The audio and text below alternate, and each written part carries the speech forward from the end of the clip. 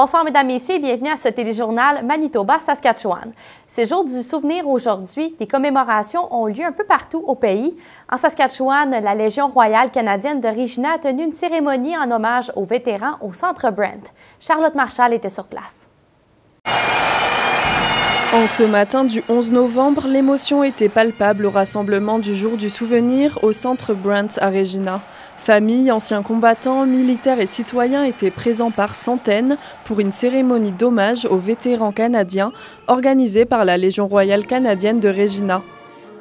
C'est en famille que Trina Popovich est venue. Pour elle, c'est une cérémonie d'autant plus symbolique alors que son grand-père a servi dans la marine royale canadienne pendant la Seconde Guerre mondiale. Cette mère de famille transmet désormais les valeurs qui lui sont chères à ses deux fils, membres des cadets. It's very important. It's an important part of our family, part of our past, part of our present and part of our future. Pour un autre résident de Regina qui n'a pas de proches ayant servi dans l'armée, il était aussi important de prendre part à la cérémonie pour rendre hommage aux soldats canadiens toujours en service. So often we take it for granted, especially in times of conflict in the Middle East now, for those brave men and women who give themselves for us so that I can enjoy the life that I do have. Après un moment de prière, 2 minutes de silence ont été observées. Puis, des coquelicots sont tombés du plafond en souvenir des vies canadiennes perdues. De nombreuses personnes affichaient fièrement le coquelicot au niveau du cœur, un symbole et un jour pour ne pas oublier les vétérans de Regina et du Canada. Ici Charlotte Marchal, Radio-Canada, Regina. Toujours à l'occasion de la Journée du souvenir, mais cette fois-ci du côté de Winnipeg, un concours de poésie et de dessin a été organisé sous le thème de la paix. De nombreux élèves francophones ont participé à cette initiative de l'Union nationale française au Manitoba. Des vétérans de la guerre et le consul honoraire de France à Winnipeg ont apprécié l'implication des jeunes pendant ce devoir de mémoire. La commémoration s'est déroulée devant la statue du Poilu à Saint-Boniface. Raphaël Laverdière au Manitoba.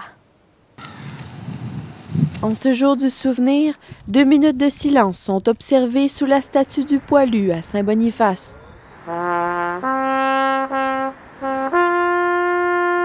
Organisé par l'Union nationale française au Manitoba, l'événement commémore les Français et Manitobains ayant servi dans l'armée. Je veux faire ma part pour préserver la mémoire et encourager la sensibilisation des vétérans de guerre. On n'est pas ici pour glorifier la guerre, mais pour honorer les vétérans qui ont perdu leur vie, donner leur vie gratuitement. Bravo les filles! Cette année, une quarantaine d'enfants d'écoles francophones participent à un concours de dessin et de poésie sur le thème de la paix. L'œuvre gagnante servira à la promotion de l'événement l'année prochaine.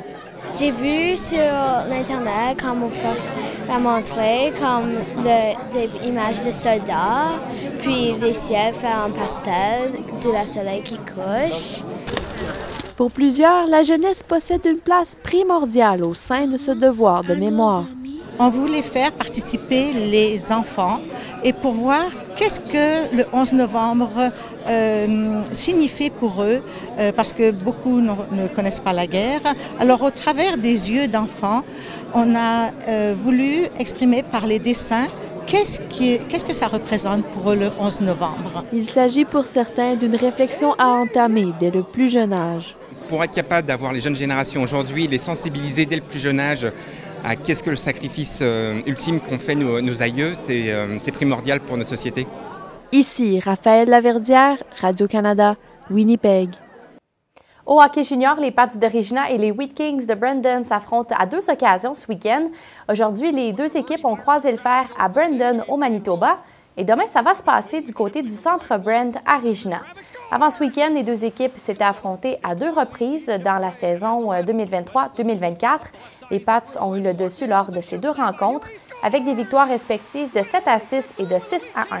Pour l'instant, les Pats de Regina pointent au 6e rang de l'Association Est de la Ligue de hockey junior de l'Ouest et les Wheat Kings de Brandon pointent au 8e rang. Voilà, c'est ce qui met fin à ce téléjournal. Au nom de toute l'équipe, je vous remercie d'avoir été des nôtres. Passez une très belle soirée.